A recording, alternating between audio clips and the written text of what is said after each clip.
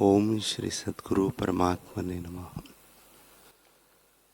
श्री योग वशिष्ठ महारामायण निर्वाण प्रकरण सर्ग 117।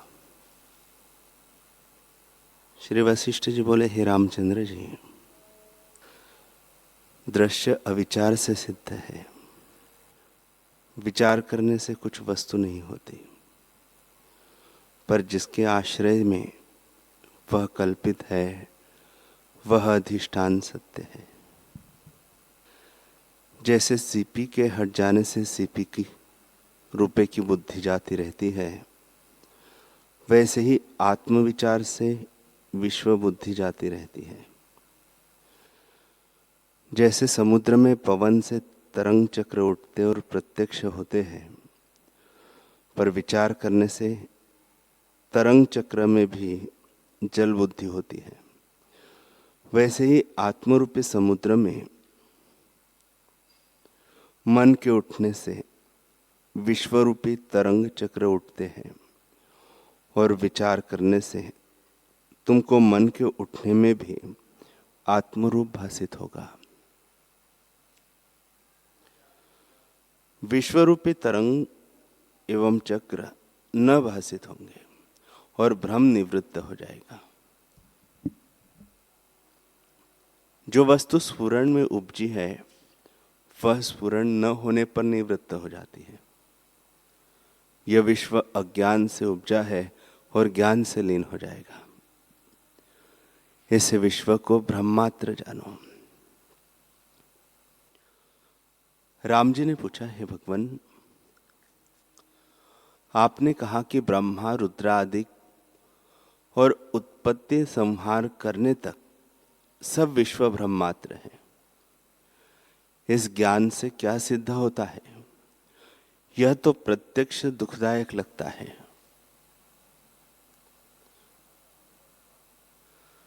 वशिष्ठ जी बोले, हे रामचंद्र जी,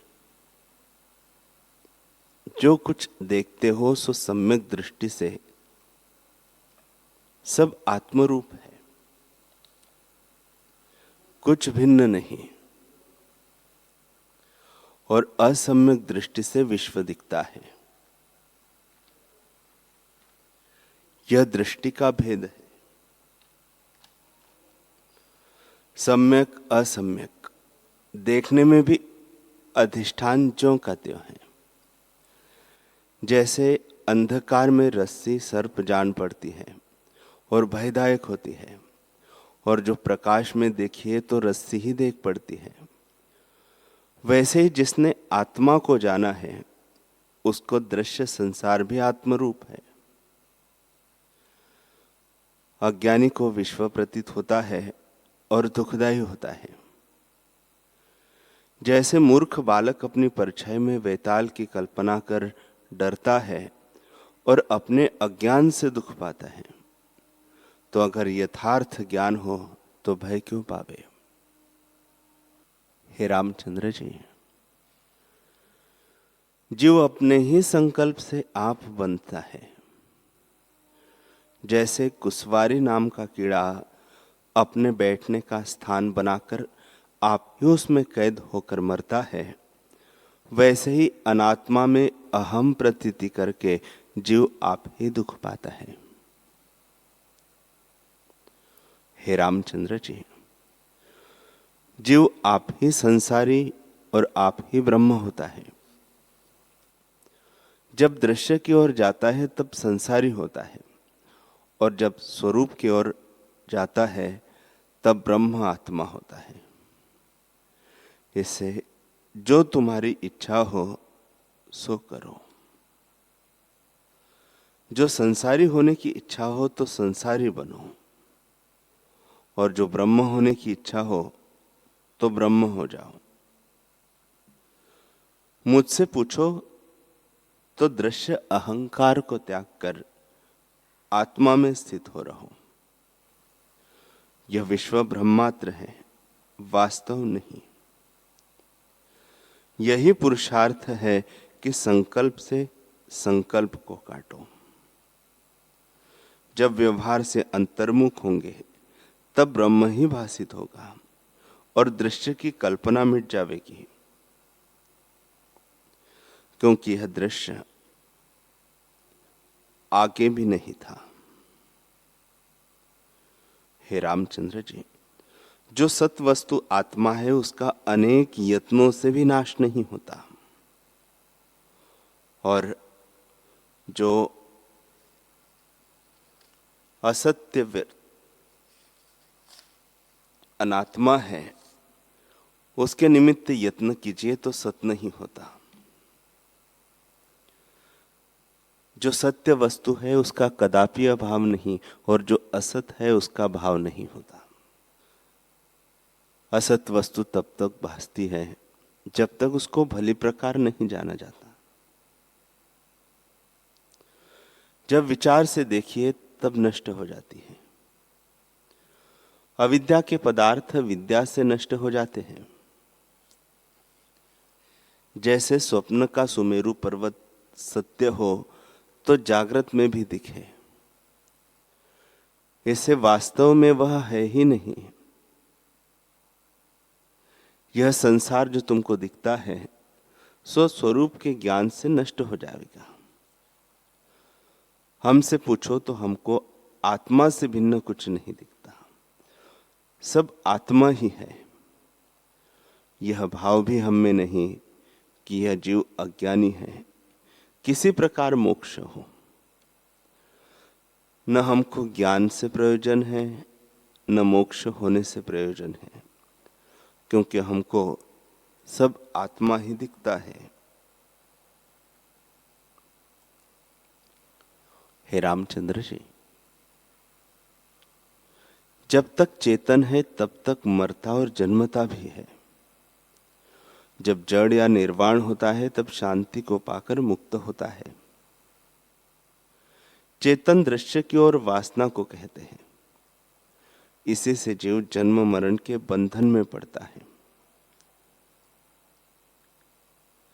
जब दृश्य के स्फुरण की ओर से जड़ सा हो जाता है तब मुक्त होता है। इसका होना ही दुख और न होना ही मुक्ति है। अहंकार का होना बंधन है और अहंकार का न होना मुक्ति। ऐसे पुरुष प्रयत्न यही है कि अहंकार का त्याग करो और चैतन्य ब्रह्म घन अपने रूप में स्थित हो। जिसको संसार के सत होने की भावना है उसको संसार ही होता है, ब्रह्म नहीं मिलता।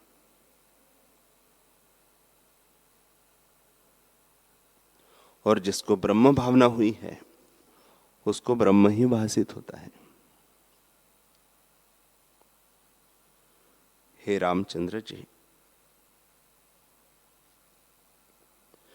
चाहे पाताल में जाए अथवा संपूर्ण पृथ्वी, दशो दिशा, आकाश, देवताओं के स्थान में फिरे तो भी सुख न पावेगा और आत्मा का दर्शन न होगा, क्योंकि अनात्म का अहंकार करने से सुख नहीं मिलता।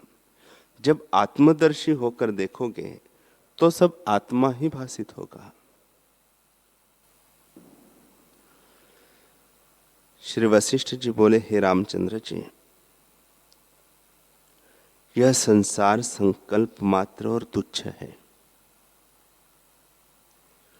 पर्वत, नदियां, देश और काल सब भ्रम से सिद्ध होते हैं।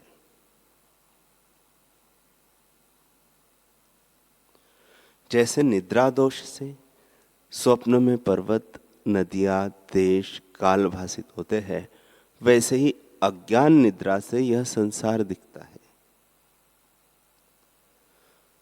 हे रामचंद्र जी, जाग कर देखो तो संसार है ही नहीं। इसका तरना महासुगम है और सुमेरु पर्वत आदि जो भासित होते हैं वे कमल की तरह कोमल है।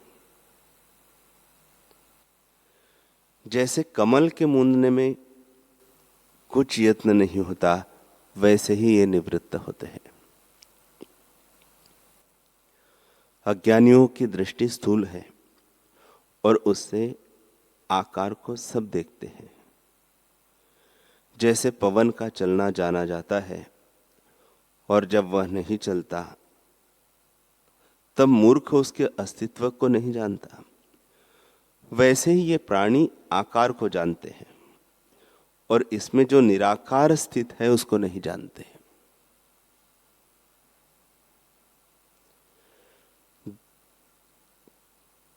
जैसे पवन चलता है तो भी पवन है और ठहरता है तो भी पवन है, वैसे ही विश्व प्रकट होने पर भी आत्मा है और न फुरने में भी वही है। इससे विश्व भी आत्मरूप है, कुछ भिन्न नहीं। जो सम्यकदर्शी है उनको विश्व के फुरने न फुरने में आत्मा ही भासित होता है। जैसे स्पंद व निस्पंद रूप पवन ही है, वैसे ही ज्ञानी को सर्वदा सब एक रस है और अज्ञानी को द्वैत दिखता है। जैसे ठूठ में बालक पिशाच बुद्धि करता है, वैसे ही अज्ञानी आत्मा में जगत बुद्धि करता है। जैसे निद्रा दोष से आकाश में वृक्ष दिखते हैं, वैसे ही मन के स्फुरण से जगत भासित होता है। हे रामचंद्र जी, जैसे वायु का रूप कभी नहीं होता, वैसे ही जगत का अत्यंत अभाव है। जैसे मरुस्थल में जल का अभाव है, वैसे ही आत्मा में जगत का अभाव है। हे रामचंद्र जी, सुमेरु पर्वत, आकाश, पाताल, देवता, यक्ष, राक्षस इत्यादि सहित ऐसे अनेक ब्रह्मांड इकट्ठे करके विचार रूपी कांटे में रखे और पीछे आधी रत्ती डाले तो भी वे बराबर नहीं होते, क्योंकि है ही नहीं, अविचार से सिद्ध है। स्वप्न के पर्वत जागने पर चावल भर भी नहीं रहते, क्योंकि है नहीं, ब्रह्मात्र है। हे रामचंद्र जी, इस संसार की भावना मूर्ख करते हैं। ऐसे जो अनात्मदर्शी पुरुष है, उनको ऐसे जानो जैसे लुहार की धोखने से हवा निकलती है, वैसे ही उन पुरुषों की श्वास से वृथा आती जाती है।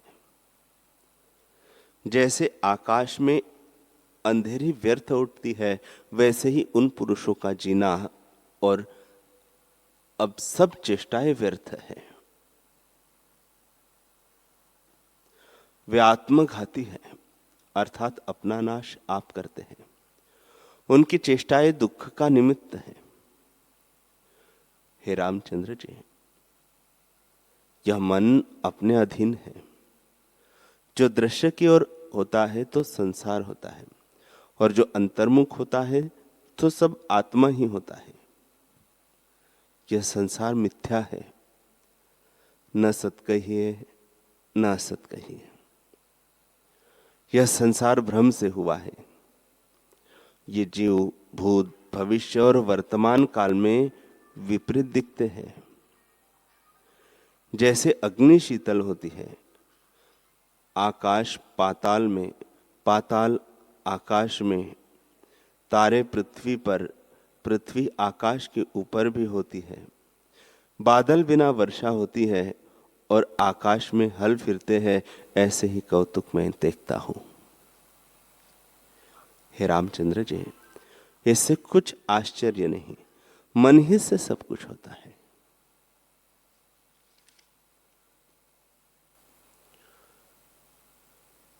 हरि ओम,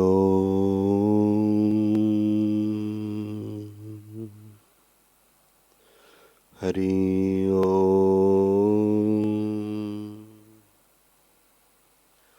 ओम सहना भवतु सहनौ भुनक्तु सह वीर्यं करवावहै तेजस्विनावधीतमस्तु मा विद्विषावहै। ओम शांति शांति शांति। श्री सद्गुरुदेव भगवान की जय।